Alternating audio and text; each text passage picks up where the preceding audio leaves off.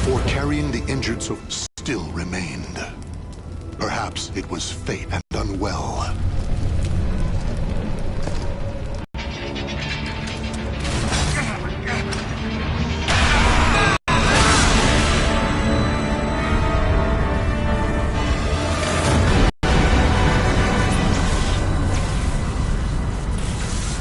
A pillar of light pierced the heavens, the product of rampant evil, the evil seed. No one could have predicted it would become a catalyst for catastrophe across the world. Our story takes place in the 16th century.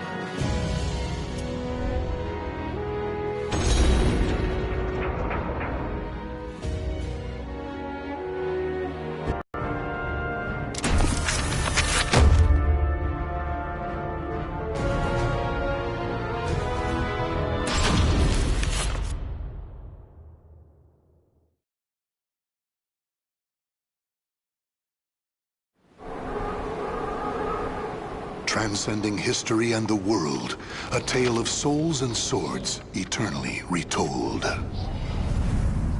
Soul Edge, a legendary sword and devourer of souls.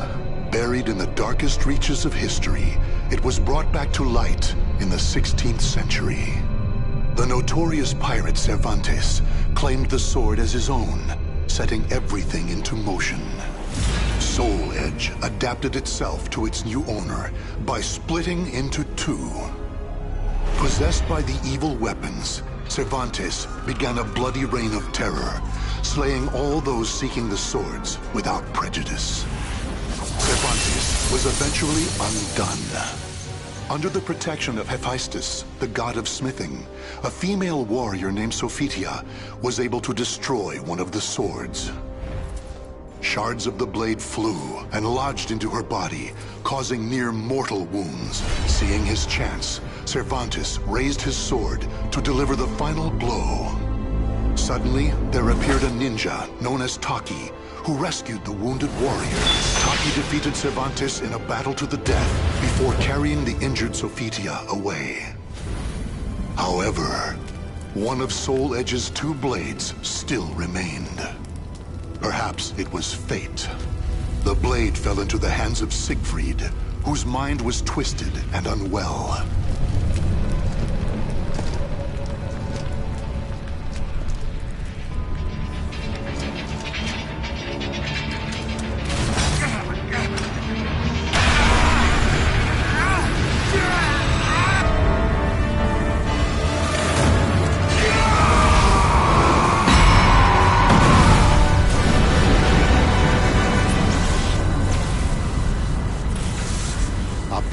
Light pierced the heavens, the product of rampant evil, the evil seed.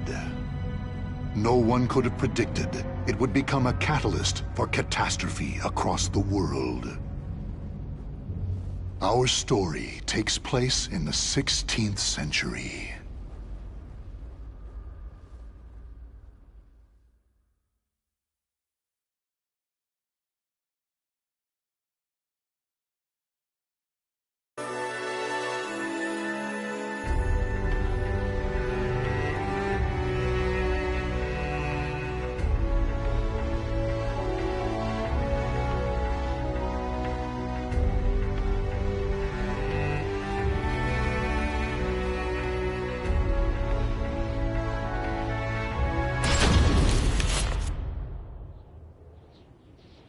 A tragedy befell this place. Lingshansu Temple was a famous martial arts school in the far reaches of China. It was there Killick learned to master the staff after he was abandoned as a child. Killick ate and slept with the other students and began his training at a young age. Despite this, he established a family-like bond with just one other student, Xianglen, a young girl who was like an elder sister to him. Dedicated to the way of the sword, she looked after Killick as if they were siblings.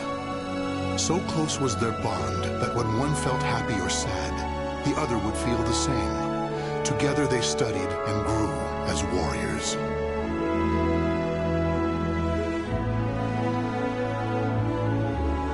The years passed by. Killick's skill earned him a place as a teacher, an honorable position for one so young. Throughout the ages, Ling Sheng-Su Temple had kept hold of the three sacred treasures, Krita Yuga, Dvapara Yuga, and Kali Yuga. Killick's years of arduous training earned him the title of rightful bearer of the staff, Kali Yuga. Likewise, Xianglen was also designated bearer of Dvapara Yuga, a sacred mirror.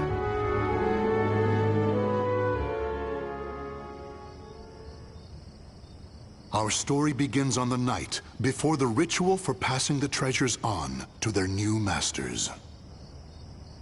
Xianglen, can I ask you something? Sure. How come you were chosen to bear Dvapara Yuga? I thought you'd get Krita Yuga. After all, you've dedicated your life to the sword. Killick, this is not easy for me to talk about, but I'm going to try. The Krita Yuga, it's no longer at Ling Sheng-Su.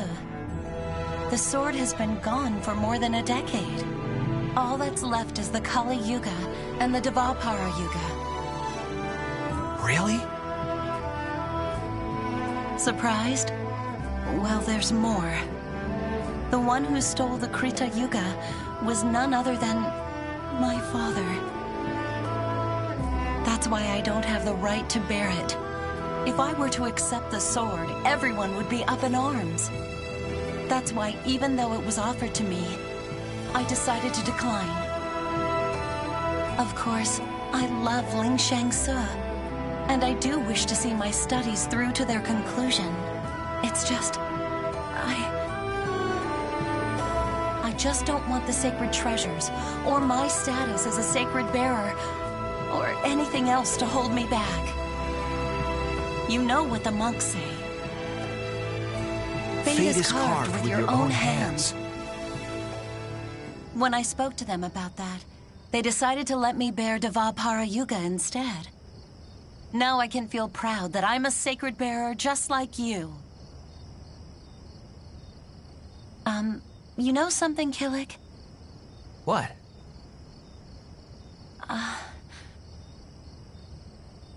It's okay. Never mind. I'm really looking forward to tomorrow. Me too. And so it was, Killick and Xianglen were set to attend the official ritual for becoming sacred bearers. But the night before the ritual, a terrible calamity plunged everything into chaos. Drawn by the Kali Yuga in Killick's hand, the evil seed came to Ling Sheng-Su Temple. The monks, driven insane by the evil force, began slaying each other, turning the temple into hell on earth.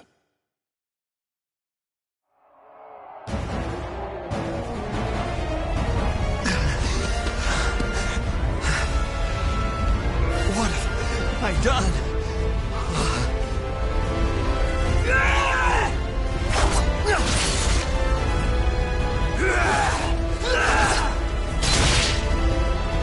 I don't understand. Everyone, stop this madness!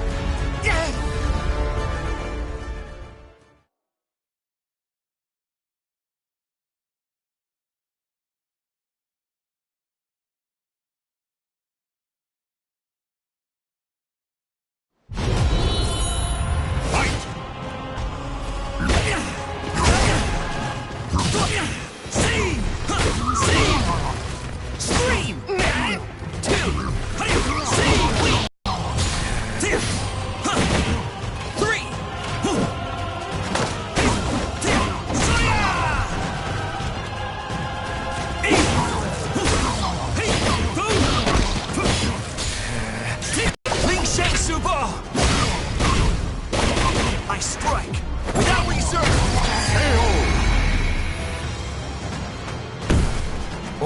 Vajra Dharma Kilik.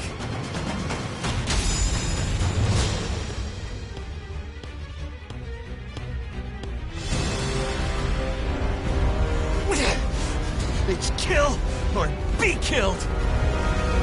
Huh? Xianglin? Get a hold of yourself, Xianglin!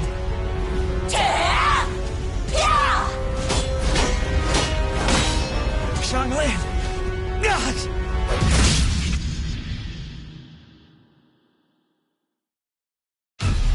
Xianglin?